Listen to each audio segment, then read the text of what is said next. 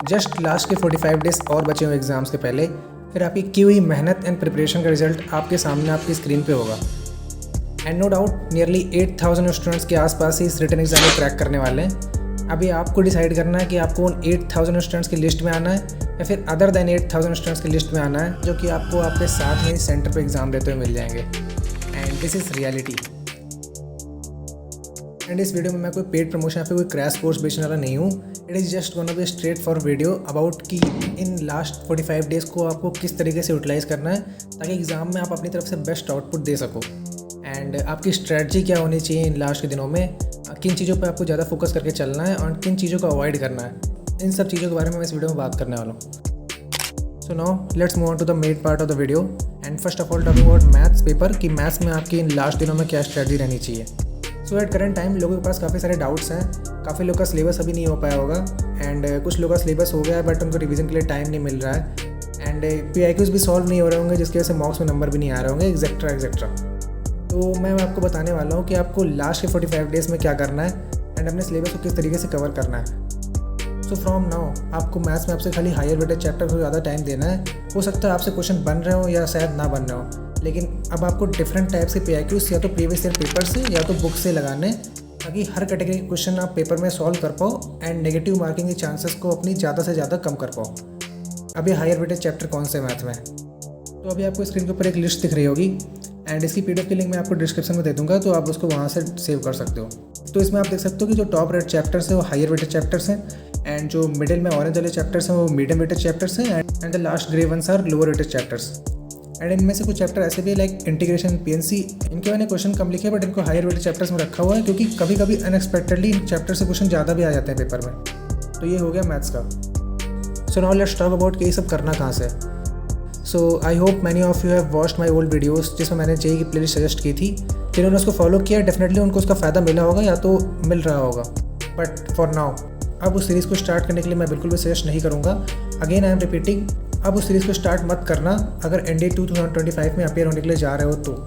And अगर आप पहले से उसे फॉलो करते आए हो दैन उसको आप डेफिनेटली कंटिन्यू कर सकते हो, क्योंकि अगर आप अब स्टार्ट करोगे तो उससे खाली टाइम वेस्ट ही होगा एंड वो प्रिपरेशन को खाली ख़राब ही करेगी। तो अब कहाँ से करना है, तो जो मैंने आपको अपनी लास्ट वीडियोस में JEE की सेकंड वाली सीरीज़ बताई थी, JEE ब्रीफ सीरीज़, वहाँ से ओनली हाईएस्ट वेटेड चैप्टर्स के वन शॉट्स करके उनके क्वेश्चंस एंड PIQs कर सकते हो। And for the other chapters like medium weightage and lower weightage chapters, उनके लिए आप शक्ति बैच यूट्यूब पर शक्ति बैच या तो अदर यूट्यूब वन शॉट से भी कर सकते हो या तो बुक से भी कवर कर सकते हो। आजकल मार्केट में बहुत सारी अच्छी अच्छी बुक्स आ चुकी हैं एंड ये सारी चीज़ें मैं उनको बता रहा हूँ जिनका सिलेबस या तो अभी कंप्लीट नहीं हो पा रहा है या तो बहुत सारा बचा हुआ है। And yes definitely mock test लगाने हैं। अगर अभी तक स्टार्ट नहीं किया तो अभी स्टार्ट कर दो क्योंकि अब टाइम आ चुका है। एंड बहुत सारे स्टूडेंट्स को डाउट रहता है कि उनका सिलेबस अभी कंप्लीट नहीं हुआ है तो मॉक टेस्ट कैसे लगाना शुरू कर दें। मैं बता दूं कि मॉक टेस्ट लगाने के पहले कभी भी किसी का पूरा सिलेबस कंप्लीट नहीं होता है। मेरे टाइम में भी मैंने 17 to 18 मॉक टेस्ट लगाए थे एंड लास्ट के सेकंड मॉक टेस्ट तक मेरा भी सिलेबस कंप्लीट नहीं हुआ था, तो उसकी चिंता करे बिना आप मॉक टेस्ट लगा सकते हो। एंड मॉक टेस्ट लगाने के बाद उनको एनालाइज भी करना है क्योंकि बिना एनालाइज के मॉक टेस्ट लगाते रहने का भी कोई फ़ायदा नहीं मिलेगा। एंड जो क्वेश्चन नहीं लग रहे उनको एनालाइज करने के साथ साथ जो क्वेश्चन लग रहे हैं उनको भी एनालाइज करना है कि उनमें हम क्या गलतियाँ कर रहे हैं, उनमें इंप्रूवमेंट कैसे कर सकते हैं, उनका टाइम कैसे रिड्यूस कर सकते हैं। So now coming to our second part that is GAT paper. And GAT में जैसा कि आप जानते हैं कि इंग्लिश का एक सेपरेट सेक्शन होता है और उसका वेटेज भी अदर सब्जेक्ट से सबसे ज़्यादा हायर रहता है। तो बात करते हैं कि अब इंग्लिश में लास्ट 45 डेज़ में क्या करना है। सो फॉर इंग्लिश में आप जितनी ज़्यादा प्रैक्टिस करोगे और क्वेश्चन सॉल्व करोगे उतना ज़्यादा बेनिफिट आपको मिलेगा। एंड क्वेश्चन आप यूट्यूब से लगा सकते हैं, साथ ही साथ प्रीवियस ईयर के पेपर से क्वेश्चन लगा सकते हैं जो कि बहुत ज़्यादा बेनिफिट देता है एग्जाम में। एंड अगर नए टॉपिक्स करना है तो आप उसको यूट्यूब पर आराम से वन शॉट से कर सकते हो and that will be sufficient for the exam. Now let's talk about this rest of the parts, science, social science and current affairs. So for science and social science, इनके लिए last के दिनों में ऐसे टॉपिक्स को revise करो और उनके ज़्यादा से ज़्यादा क्वेश्चन सॉल्व करो जो कि एग्जाम्स में काफ़ी कॉमन है। लाइक फॉर एग्जांपल इकोनॉमिक्स में 5 ईयर प्लान वाला टॉपिक हो गया, जैसे हर साल किसी न किसी फॉर्म में एग्जाम में क्वेश्चन पूछ ही लेता है। एंड लाइक दैट हिस्ट्री में मॉडर्न हिस्ट्री वाला पार्ट हो गया। एंड साइंस में 9th and 10th की साइंस एंड 11th 12th का बेसिक, जिसे 70 to 80% क्वेश्चन हर साल पेपर में आते हैं। And also the current affairs, तो करंट अफेयर्स में भी आपको 7 to 8 मंथ्स के करंट अफेयर्स करने हैं and that will be more than sufficient. And 2025 के करने हैं, 2024 के करने की कोई भी ज़रूरत नहीं है।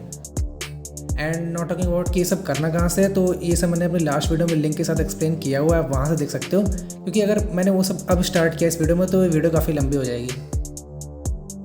And the last part for the mock test in the GAT। तो जैसा कि मैंने पहले ही बताया कि GAT में मॉक्स को लेकर ज़्यादा स्ट्रेस लेने की ज़रूरत नहीं है and only 3 to 5 मॉक्स would be sufficient. क्योंकि अगर आपने जनरली मैथ्स के मॉक्स लगाए हैं तो आपको पता होगा कि GAT में टाइम की कमी आपको नहीं पड़ने वाली है।